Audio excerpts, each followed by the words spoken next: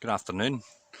I was going to do a wee video for the luxury of my hammock, but as nature would have it, it started to rain, so I'm under cover. And I've got my fire on the go, where I was making myself a nice wee cup of hippie tea. But I wanted to talk about some observations I've made day in, day out now. And it seems that the biggest problem that we have today as a society is we're just no unified. The tribalism, well, that's a good way to describe it. It's like football teams. Now it's team mask, team no mask, team coronavirus is a big deal, coronavirus is not a big deal. And it's the fire is stoked by the governments and the newspapers and the social media and emotion. Now, emotion is a very dangerous thing if you don't know how to control them. For example, take the Karens. I'm going to get under shelter a bit more. That's better.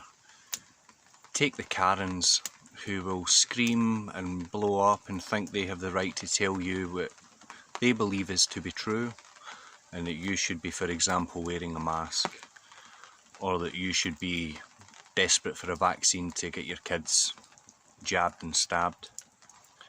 Whether it's true or no, you have the right to object, you have the right to your own point of view and your own beliefs.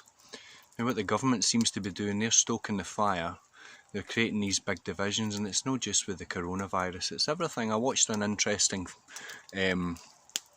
interview a friend sent me yesterday, and it was with regard to, is it John Sweeney?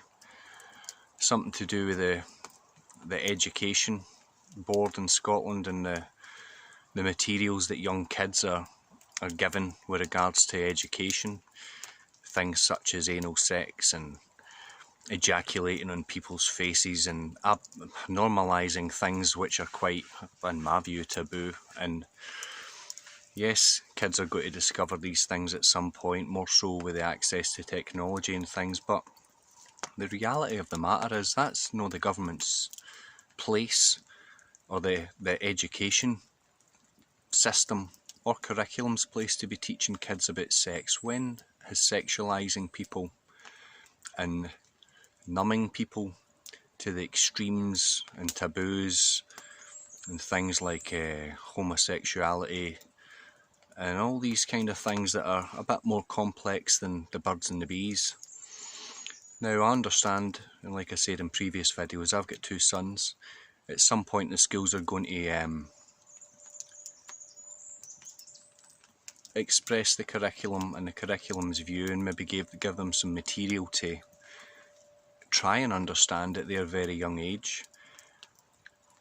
But as a parent, I'm aware of what they're going to be doing, so then it's my job as a parent to morally educate my children and say this is what's going to come up in the school, and get them to understand it from a point of view with somebody who loves them, somebody who wants them to not be confused or be led to believe wrong is right and right is wrong and up is down and down is up. So yes, there's a lot of things that we disagree with politically and in the curriculum, but it's our jobs as parents to see these obstacles and these challenges and do something about it.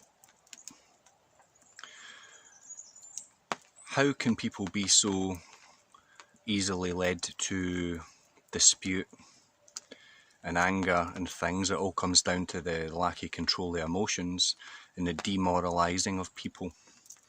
Now, when you have a situation of people you want to control, if you have moral people that know right from wrong, that know how to educate their children, there's no need for these things in the curriculum, then it doesn't need to be added. But if you can demoralise them and encourage government assistance and dependent on the state, and demoralise the mums and dads and the mothers and fathers, which there is a difference between a mum and dad and a mother and a father. Anybody can be a mum or a dad, but it takes a bit more work to be a mother or a father. Hence, it's in the language. but they want to demoralise, they want to cause chaos, because if you can divide people, you can conquer, whether it's with sexuality, viruses, religion, and again, all these things that they seem to be against at the moment. I mean, I was talking to a minister at work just the other day, and he seemed genuinely fearful that with the new hate speech rules in Scotland, there could be potential for things that are in the Bible, things that are in the Quran and other kind of moral teachings could be illegal. And then I spoke to a policeman and he says, well, that's very true. It all depends on if the person is who's objecting to whatever you're teaching comes forward and makes a complaint and things. So it could go for the case where I carry my King James Bible in my work bag, and that could be deemed as hate material, and someone could object, and when they object they could report me and I could be fined for breaching hate speech rules, things like this. I would object to the fine, I would not pay the fine, and then what happens is the police doing their job will come and issue court summonses and citations and things, and if you refuse to go, which is likely in my case and I've done it in the past, you'll be arrested, taken from wherever they find you, put you in a cell before you go up in front of a sheriff or a judge, which I've been in that position in the past, and you'll be asked to pay a bigger fine. Now when you don't pay that bigger fine, you get the option of community service, or you get the option to pay it off in jail. So it's perfectly feasible, and it's factual, that if you have your morality based in religion, whether it's Islam or Christianity or Judaism or any of these things, in the pretty near future, with these new hate speech laws and silly ideas kind of coming forward from up, again, it's not the SNP, all politicians are kind of the same now. They all have different badges, but they all sing from the same hymn sheet, and they're all pushed by the desire of control and to manipulate and put fear into people and eventually demoralise the people, so that demoralised people are looking for someone, i.e. the government, to teach their kids in morality, which is their version of morality, which in my view, excuse me, where's my tea? Gee whiz, must have swallowed a midgie. Which in their view, a morality in my view, is wrong. So we live in a funky time, and you need to start realising where your foundations are, where your morality comes from. And I believe I've said in the past, if your morality is homemade, you've come up with it yourself, look, I believe if I'm no hurting MD, I can do whatever I want. That's incredibly dangerous. A society and the species as a whole needs to kind of be united, and again, the whole division and the whole separation isn't coming from the you and I, it's coming from them. So we must be very wary of them, so we can negotiate through all the obstacles, especially for our kids when it comes to teaching them about morality and right and wrong and stuff. That's about all I've got to say about that. Oh, a lot of you will get this, no doubt.